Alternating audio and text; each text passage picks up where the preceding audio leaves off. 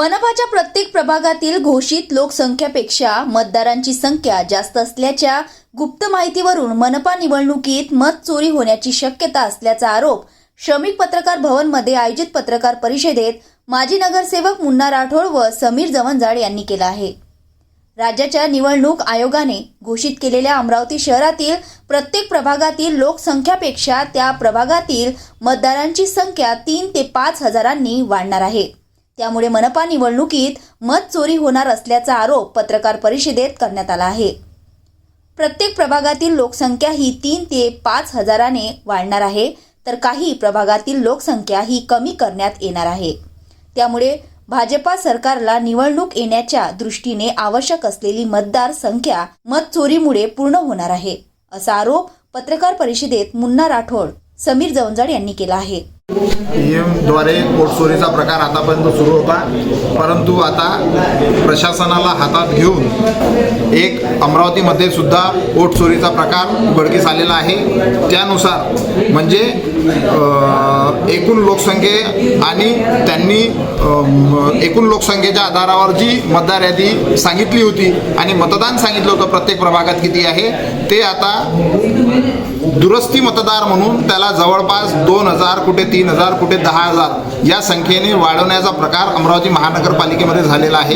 कुठे त्याचा मतदार संख्या 1000-2000 कमी सुद्धा झालेली आहे, परंतु हा प्रकार होणारी ही एक प्रकारची वोट चोरी आहे। या विरोधात आज आम्ही काँग्रेस पक्षाच्या वतीने मुन्ना भाऊ राठोड माजी नगरसेवक आणि मी समीर जवंजाळ यांनी मिळून आज ही प्रेस घेतलेली आहे। आमचा आरोप आहे की अमरावती महानगरपालिकेच्या निवडणुकीमध्ये मतचोरी होण्याची दाट शक्यता आहे। कारण की उद्या आतापर्यंत प्रभागनिहाय प्रणालीची पूर्ण त्यांनी कारवाई केलेली आहे। उद्या अमरावती महानगरपालिकेची अधिकृत मतदार यादी घोषित होणार आहे, परंतु आम्हाला जे भेटलेली माहिती सूत्रानुसार आणि खरी माहिती तर कदाचित तुम्हाला आम्ही जी आज देणारी माहिती तुम्हाला उद्या वर्तमानपत्रामध्ये महानगरपालिकेने घोषित केली तुम्हाला दिसेल।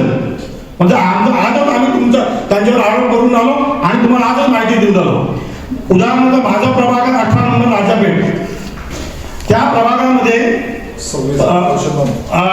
म्हणजे आरक्षण घोषित करत असताना प्रभाग निहाय आरक्षण घोषित करत असताना अमरावती महानगरपालिकेने त्या प्रभागाची लोकसंख्या 24909 घोषित केलेली आहे आणि उद्या त्या प्रभागाची मतदार यादी 30443 हे घोषित होणार आहे।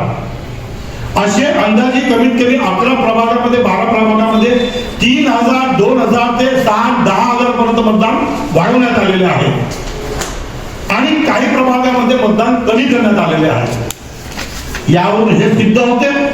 त्याच्या मागे तुम्हाला दुसरा एक अजून सांगतो की यादी अधिकृत मतदार यादीची बाबतची घोषणा करण्याकरिता 3 तारखा आतापर्यंत बदल केला, 3 तारखेमध्ये बदल केलेला आहे। उद्या शेवटची तारीख ठेवलेली 20, म्हणजे कुठेतरी दाट शक्यता आहे मतचोरी होण्याची किंवा घोळ होण्याची।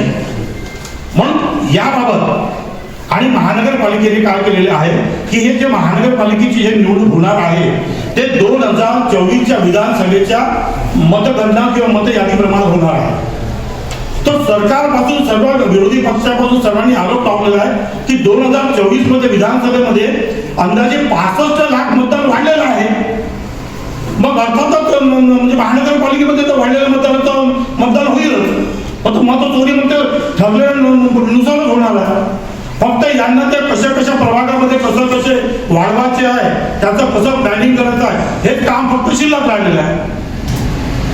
म्हणजे काही प्रभागात आता गोपालनगर सुदगीर प्रभाग आहे, त्यात 9000 पर्यंत उद्या तुम्हाला दिसतील 9000 मतदान वाढलेलं आहे, वाढलेलं दिसतील उद्या। म्हणजे निवडून आलेल्या उद्या म्हणजे 9000 मध्ये तो बीजेपीचा उमेदवार उद्याच निवडून आलेला आहे।